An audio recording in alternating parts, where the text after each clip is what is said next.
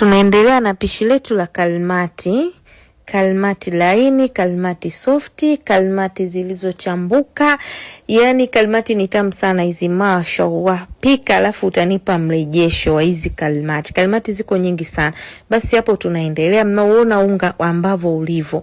Nimeubonda kweli kweli mpaka umekuwa softi. Yani unga umekuwa softi mzuri sana. Utakapotengeneza kalmati yako ziwe softi, lazima unga uwe mlaini, uvutike. Niliufunika kisha ukaumuka. Hapo umeumuka unga vizuri sana. Unanawa mikono kama una vile vifaa. Mimi jamani vinanishinda. Kwa hiyo nishagamua kwa natumia tu mikono kama hivyo, unabumba tu mwenyewe.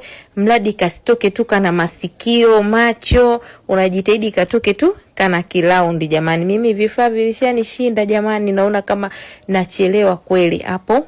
Nazigeuza. Usichome moto mkali sana ili ndani ive, na usichome moto mwingi sana kwa sababu hizi za chumvi zinatumia muda kiasi na haziwezi kuwa zile za brown sana kama za sukari. Ila jitahidi upate brown fulani hivi na zisiwe brown sana, yani zitakuwa hazina show tamu. Basi hapo unageuza vizuri. Hakikisha zote umeshazigeuza. Unageuza hapo zimeshaiva vizuri. Unazitoa. Unatakiwa uwe na chujio la kuchujia mafuta yaende kwa chini kama hivyo mnavyoona.